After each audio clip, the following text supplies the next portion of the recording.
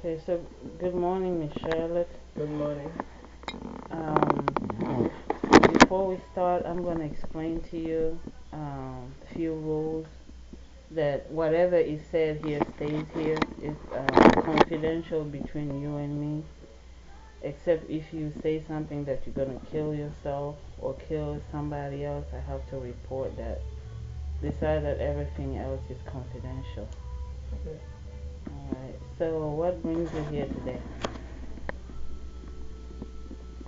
Here, What? um, Mm-hmm. for us to talk together. Mm-hmm. Um, Obviously, I'm here to talk about my issue that I have. Mm-hmm. Since 2009, I've been married, and from the end of 2012, I left my husband for domestic violence. So, Mm-hmm. from since then, I've been trying to um, make up myself because I have some issues that I've been dealing with myself and my children that I'm trying to help getting better. Mm-hmm. But what kind of issues precisely? Like anger issues sometimes. Mm-hmm. Um, my husband used to be abusive to me, so Mm-hmm. sometimes dealing with my children, I find myself turn out to be abusive. Mm-hmm. Like for instance, no later than 2 days ago, my daughter, her name is Ariel, my oldest one. I put some food on the table with a juice. Mm-hmm. I have two, a 6 years one and a 10 years one, and I'm talking about my 10 years one. She has Mm-hmm. a problem talking to me, Mm-hmm. so I gave her a bottle of juice, and I gave one to my youngest too. My youngest will be outspoken, but my oldest is quiet inside. She Mm-hmm. tend to remind me of my husband because she don't say anything. She agree with everything, and then when Mm-hmm. I got up from the table, she took the juice and went and poured it in the sink. And all she has to tell me is, "Mommy, I don't want to drink it," and I would have put it back in the refrigerator. Mm-hmm. So I find myself almost flipping, like. So I Mm-hmm. walked away from her and I went in the room and I prayed Mm-hmm. and came back later and talked to her to have her understand that those actions remind me of Mm-hmm. my husband. Mm. But how did you think the conversation went between you and her? Did you think that it worked fine? Did you think she got what you meant, or? Unfortunately, she went to school, so she won't be able to say some on her own. But myself, I don't feel like she got quite the message because she told me that she should tell me that she didn't want to drink so she can put in the refrigerator. But for me Mm-hmm. to know if she got the message, I have to wait next time to see if she will do something different or she will do the same thing. Mm-hmm. Besides those kind of issues that you notice on the children, what are some of the things that you notice that affected you from the It affected my relationship? trust issue because now it's hard for me to trust anybody who talk to me at the first time. I used to be really um, ear listening, but Mm-hmm. now when someone talk to me, it's like, okay, I'm trying to go back to what they're saying and to see if it will Mm-hmm. be the same or if it will be another trick like my husband used to play around with me. So you mean you have trust issues with people in Everybody, general, or anybody. anybody?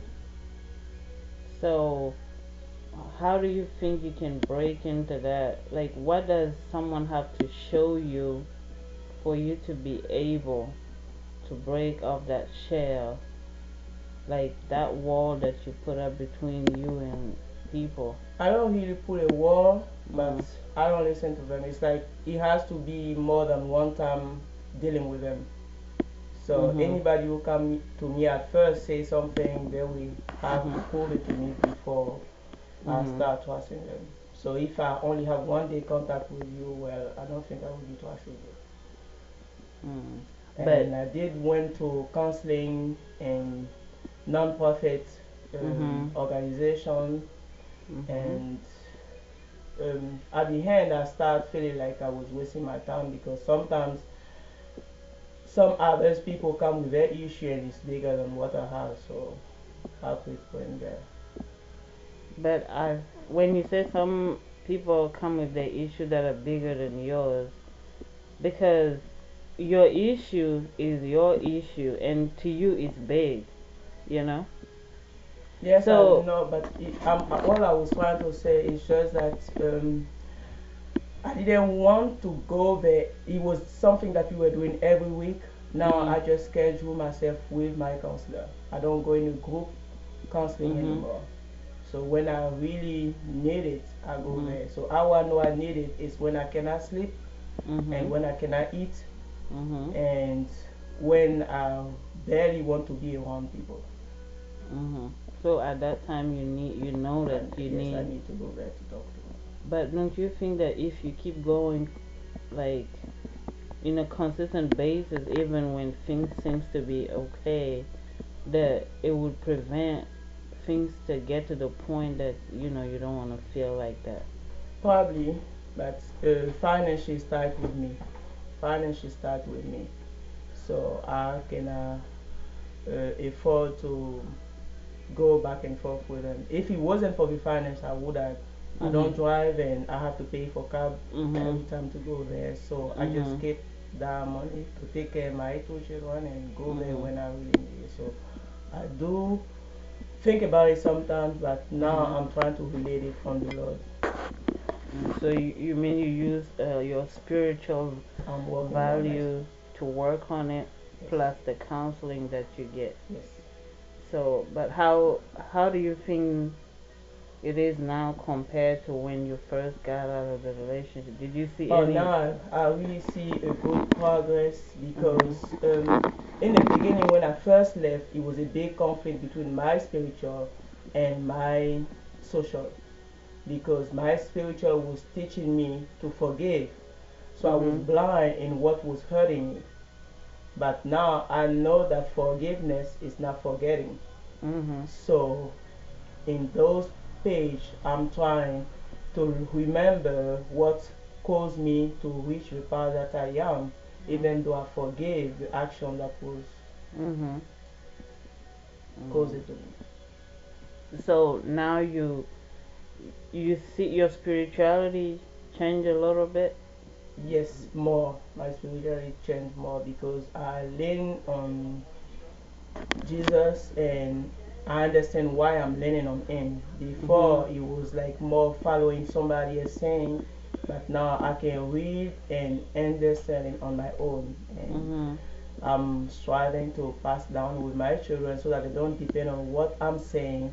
I want them to learn on their own, to get it from the Bible and their own understanding because it's really deceptive when you trust somebody and you find out that Mhm.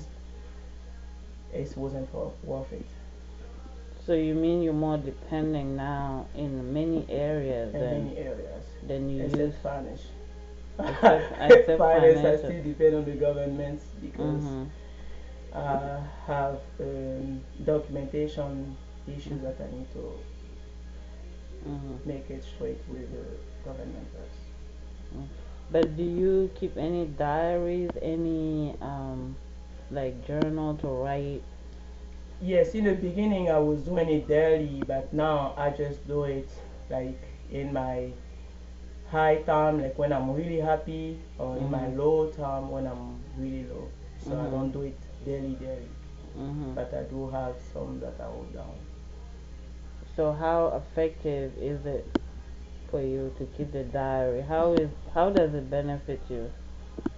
The benefit is I write it down just because sometimes it happens that I want to share Mhm. situation that happened to me and the detail is important sometimes so I just go back to it and take it and read it to others. To others. Yes. But do you go back sometimes just to read it for yourself and? No, that make me feel depressed if it's the sad part. But Mhm. sometimes when I see the good part, I really feel Mhm. happy and I read a lot about it. But when you go through the hard time, like when you said before that sometimes you can't sleep or you have problem eating Mm-hmm. or you stress out, things like that.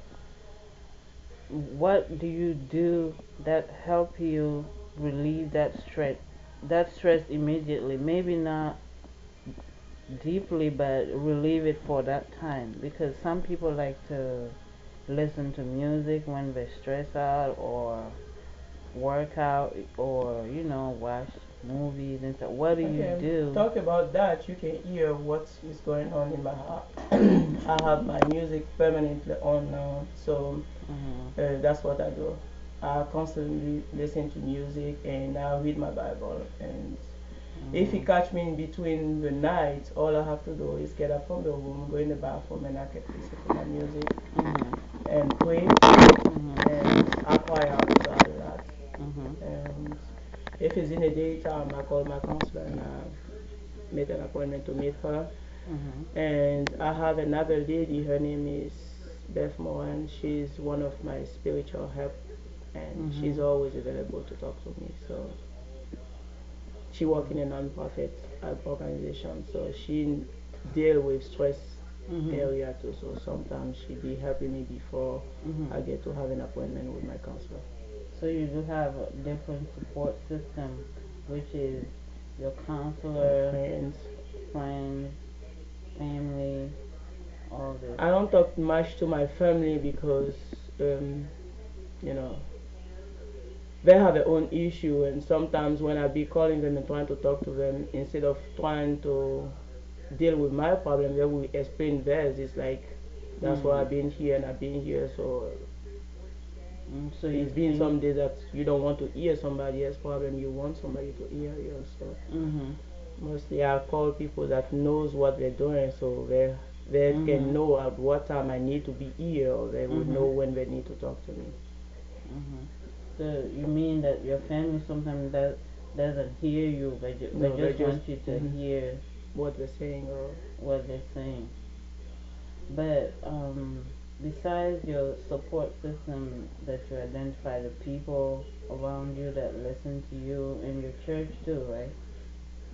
In your church too. yes, my church. Mhm. Okay.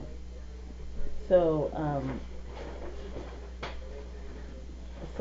but did you combine all this with like medication? Have you been No, prescribed anything? Some people get things to help them to sleep or. no, I thank the Lord for that. I never really reached the part where I need medicine yet. Mhm. But even quiet to headache, Mhm. I get slight migraine. Mhm. But when I get it, sometimes it's because I miss sleep. Mhm. So I just go and lock myself in and put to sleep. And when I can, I get some Advil or something. Let me But did you sleep. notice that the stress or the depression or the time that you said you can't sleep or eat, do you notice that it's happen at a specific time, or does it happen at any time? Like a certain time of the year, a certain week, Like, did you notice any pattern? Because sometimes things at a certain season or at certain months, or you know you feel a specific way. Did you notice that at all, or it just randomly? Um, in the beginning, when I was living with my husband, then it was specific time. But since I left, it's like it's random, and sometimes it lasts long, sometimes it's short. Like right now, I'm in my best time. I'm in Mhm. my best time, and I feel like sometimes I'm the one who really push myself to be stressed out. Mhm.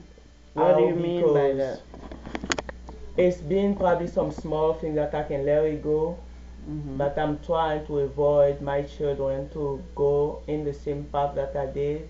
Mhm. So it kind of put a little bit stress on me because when I talk Mhm. and they don't listen to me, I Mhm. get frustrated. So that stopped me sometimes to go to sleep. I'd be like, what can I do Mhm. different to help them without pushing them to Mhm. the edge? Mm. So all those things I think about it, so it become a little bit taken off my sleep. So for me to be able to go to sleep, if I just did something with them, I really Mhm. have to wear myself out. Like probably stay on the game. I can play on those Candy Crush or whatever game until like 12, Mhm. 1, and then go to sleep. Mhm. And I still have to wake up at 7 o'clock to have them ready for school. So Mhm. So you mean your main concern is for your children not to do the same mistake that you did, and you're being very hard on them to prevent that from happening. yes, I've not hard in the edge because I can see when I'm pushing them. Mhm. But I mean, I don't allow them to make mistake. If I see it, I Mm. will tell them no, this one don't do it Mhm. because you would. Before I would have been like patient, wait 2 or 3 times, Mhm. but now I just as soon as I say it, I say it because I deal Mhm. with it for many years and I didn't see any change. So I don't want them to keep on doing it and being around me. Mhm. So But how do you think your children react to that when you not hard, but when you keep telling them, don't do it, when you say yourself that you're not patient like you used to be with them, my youngest is okay with it because she listens. So she Mhm. in the other hand, she listens home, but she don't listen in school. So I don't know what is her issue in school. But with around me, she really listens. My oldest is the one that sometimes I can feel the effect on her. So she still Mhm. see her counselor.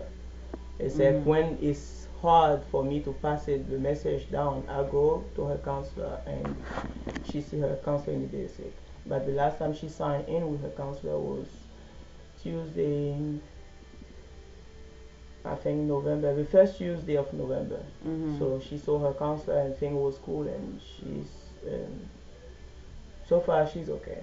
But since you left your husband, did you see any improvement in your children, or did you see them getting worse, their behavior wise? It's a yes or no question because when I just left, it Mhm. was worse because they were trying to find themselves on this full store from what we left to Mhm. what we are living in because we were living from place to places. Mhm. So at that time, I almost fall back saying I made a mistake. Mhm. But now that we allow us to have a place on our own, Mhm. is getting better with himself. I can see it through the school work Mhm. and through the behavior social wise. Mhm. And that's the part that make me say I'm the one now who has to fix my own issue because they're doing good outside. Mhm. Now the inside, I know that if we don't help the inside, sooner or Mhm. later it will react outside. But what would be one of your specific issue that you want to work with immediately? Like if you have to pick one issue about you that you About want, me, yes, patience. patience. And how do you think that you can work through that? I think my patience is related to my trust. Mhm. So if I can work on my trust issue, then I know.